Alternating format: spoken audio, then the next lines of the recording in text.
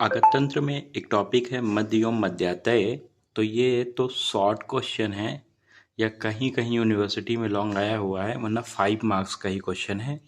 और बहुत बार मैंने देखा इसमें से 2 मार्क्स का क्वेश्चन आया है, बट 10 मार्क्स का क्वेश्चन या लॉन्ग क्वेश्चन बहुत ही कम देखने को मिला है। ठीक है, तो अब इसे जो पढ़ेंगे वो शॉर्ट क्वेश्चन टाइप से पढ़ेंगे। तो देखिए, मध्य एवं मध्यातय इसमें पढ़ना है एल्कोहल और एल्कोहलिज्म। तो इसमें हम लोग एल्कोहल कर लेंगे, मध्य कर लेंगे, इसके बाद वाले में एल्कोहलिज्म करेंगे। तो देखो, मध्य की परिभाषा सबसे पहले जानते हैं। मध्य की परिभाषा क्या होती है, तो श्लोका फॉर्म में पढ़ लेते हैं। जिन्हें श्लोका याद करना होगा याद करेंगे। बुद्धि लुम्पति यद द्रव्यम मदकारी तद उच्यते तमो गुणो प्रधानम चा यथा मद सुरादिकम। मतलब जो द्रव्य लुम्पति मतलब बुद्धि का लुम्पति करता हो, मतलब लोप होते हो, जिसके द्रव्य के सेवन से बुद्धि का क्या हो, लोप करता हो, और उसी को क्या कहेंगे, मदकारी कहते हैं। उन्हीं द्रव्यों को क्या कहते हैं, मदकारी कहते हैं। तमो गुणो प्रधानम मतलब तम गुण से प्रधान होते हैं, और इसी को मद और सुरा भी कहते हैं। उदाहरण के लिए इसमें क्या होते हैं, मद और सुरा होते हैं। तो ये था मध्य की परिभाषा। इसके पर्याय आप 2-4 याद कर लीजिएगा। जैसा कि होता है, देखिए, सुरा होता है, बुक में तो बहुत सारे लिखे हैं बट यहाँ कुछ मैंने लिखे हैं। सुरा हुआ, प्रसन्ना हुआ, मदिरा हुआ, कादम्बरी हुआ और ईरा हुआ। ऐसे इतने याद कर लेंगे तो सफिशिएंट होते हैं। अब देखिए, मध्य के जो गुण होते हैं हमें पता है वो विष के गुण समान होते हैं, विष के गुण के ही समान होते हैं। वह लास्ट वाला एक डिफरेंस होता है, वहाँ पे अनिर्देश रस या अपाकी की जगह अम्ल रस आ जाता है मध्य में। बस यही डिफरेंस होता है। तो हम लोगों ने याद करके रखा है प्रीवियस कि हम लोगों ने विष के गुण कैसे याद किए हैं, लस्ट वार से याद किया है। LUSTVAR, वी में 3, ए में 2, आर में 1, ऐसे करके 1 2 3 करके याद रखा है। ठीक है, 1 2 3।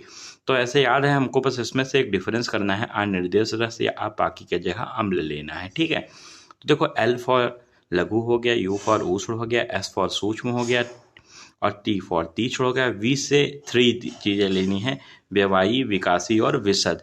और ए से आशुकारी और अनिर्देश रस, और आर से रुक्ष। और हमें पता है अनिर्देश रस की जगह अम्ल होता है मध्य में। ठीक है,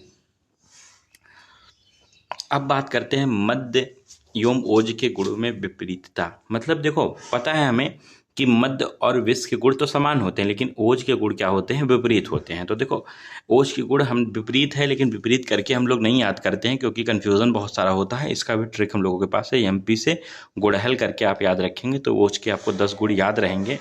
M से 2 चीज़ें लेनी है, P से 2 चीज़ें लेनी है, से 4 चीज़ें लेनी है, और गुड़ से 1 चीज़ है, और हल से 1 चीज़ है। तो देखिए, M से 2 चीज़ें होंगी, मधुर और मृदु। P से पिच्छिल और प्रसाद, जिसे प्रसन्न भी बोलते हैं। और से 4 चीज़ें, स्निग्ध, शीत, स्थिर और संरक्षण। गुड़ से आपका गुरु हो जाएगा, हल से आपका बहल हो जाएगा। तो इस प्रकार से ओज के 10 गुण आपको याद हो जाते हैं।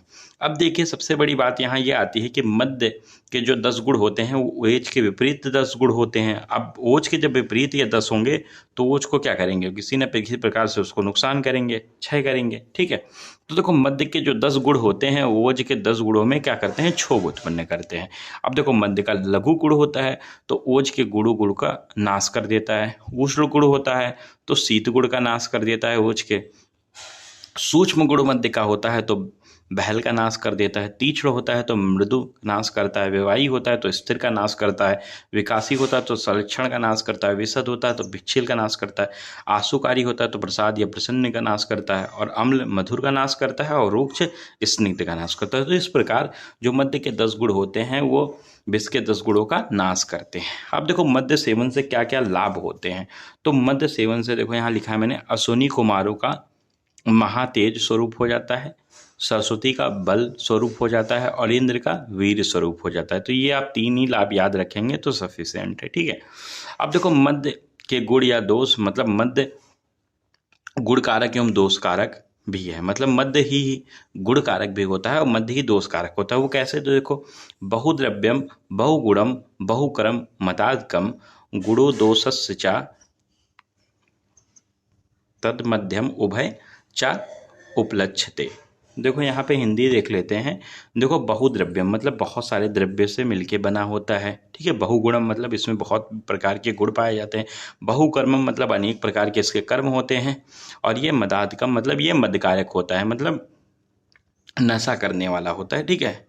और इसलिए इसमें क्या होता है, मदिरा के समान रूप के गुण वाले होते हैं, मतलब मदिरा के समान रूप वाले गुण भी होते हैं, जो मदिरा में गुण होते हैं वही समान इसमें गुण भी होते हैं, और ये दोषों को उत्पन्न करने वाला होता है। तो यही होता है मद्य में गुणकारक और दोषकारक, ठीक है। अब देखिए विष मुक्त मद्य अमृत तुल्य, मतलब देखो विधि युक्त मद्य अमृत तुल्य होता है, मतलब विधि से अगर मद्य का सेवन किया जाए तो अमृत तुल्य होगा। कैसे होगा, तो जो व्यक्ति प्रसन्न होकर विधि पूर्वक उचित मात्रा में उचित काल में बल के अनुसार हितकर अन्यों के साथ शास्त्रोक्त विधि से मदिरा का पान करता है, तो उसके लिए क्या होता है, यह मदिरा अमृत के समान होता है। जैसे इसके अपोजिट कर दोगे तो विष के समान हो जाएगा। देखिए वो कैसे होगा, तो देखिए जो व्यक्ति रुक्ष शरीर वाला है, नित्य परिश्रम करने वाला है, बिना विचारे और अविधि से मदिरा का सेवन करता है, तो उसके लिए यही मदिरा क्या होता है, विष के समान होता है। अब देखो मद्य का मानव शरीर पर क्या प्रभाव होता है, तो देखो मद्य का मानव शरीर पर क्या प्रभाव होता है। मद्य हृदय अविशस्य स्वागुणो ओजसो गुणान 10 भी संक्षोभ चेतो नयति विक्रियान, मतलब देखो हृदय पर ये क्या करता है, अपना प्रभाव पहुंचाता है। कौन प्रभाव पहुंचाता है, मद्य अपना प्रभाव पहुंचाता है, ठीक है।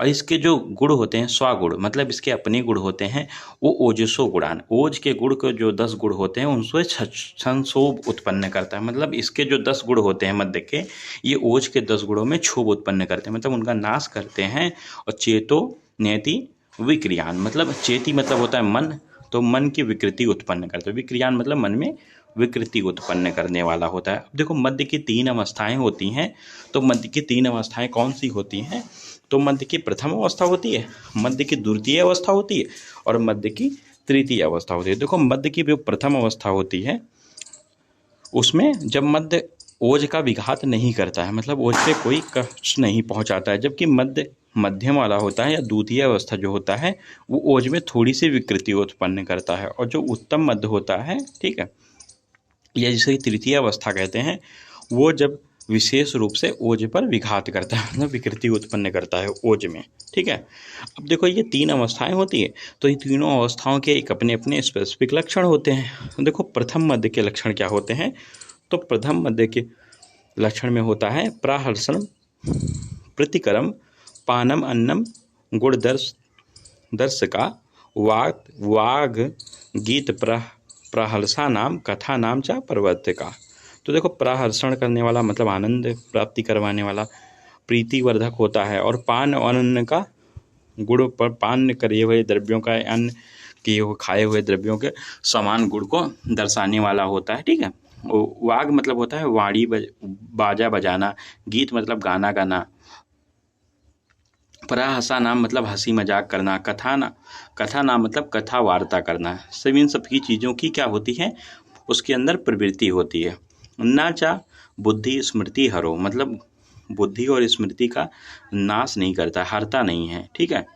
और विषय सु ना चा अच्छम, मतलब नहीं, ना मतलब नहीं, असमर्थ मतलब वो अपने विषयों को ग्रहण करने में असमर्थ भी नहीं होता है। सुखपूर्वक ये निद्रा लाने वाला होता है, और मध्य जो होता है सुख की प्राप्ति करवाने वाला होता है, ठीक है। अब देखो मध्यम मध्य के क्या लक्षण होते हैं, तो मध्यम मध्य के लक्षण होते हैं, देखो मुहुर स्मृति, मुहुर मोह मतलब बार बार स्मृति का ठीक प्रकार से शक्ति, उसकी शक्ति रहती है, ठीक प्रकार से वो स्मृति का ग्रहण करता है और ठीक प्रकार से उसका काम करता है, और फिर बार बार वो मोह मतलब उसकी मोह हो जाती है, मतलब स्मृति का नाश हो जाता है। तो बार बार स्मृति ठीक रहती है, बार बार स्मृति का नाश होता है। तो देखो बार बार वह व्यक्त होकर अपनी वाणी को रुक जाती है, मतलब कभी कभी वो अपनी वाणी को व्यक्त करता है, फिर उसकी वाणी रुक जाती है, बोलता है अस्पष्ट बोलता है, ठीक है।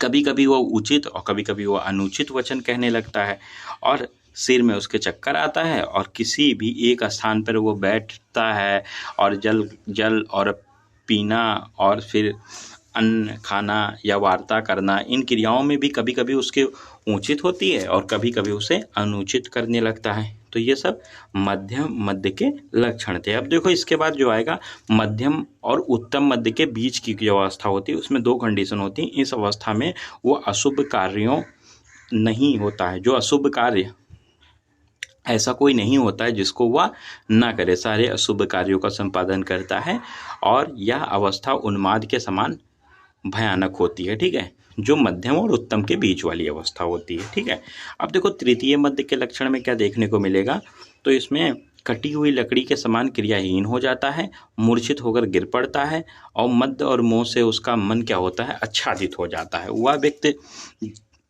जीते हुए भी मरे के समान होता है और जिस सुख की प्राप्ति के लिए वह मद्य का पान करता है उसे उस सुख की प्राप्ति भी नहीं होती है। और कौन सा कार्य करना चाहिए, कौन सा कार्य नहीं करना चाहिए, क्या सुख है क्या दुख है, संसार में कौन सी वस्तु हितकर है कौन सी वस्तु अहितकर है, इसका भी वह विचार नहीं कर पाता, नहीं जान पाता है। और वह व्यक्ति जो होता है दोषयुक्त हो जाता है और सभी व्यक्ति उसकी निंदा करने लगते हैं और जगत में प्राणियों के द्वारा वह नहीं ग्रहण किया जाता है। तो इस प्रकार से हम लोगों का मध्य कंप्लीट हो जाता है।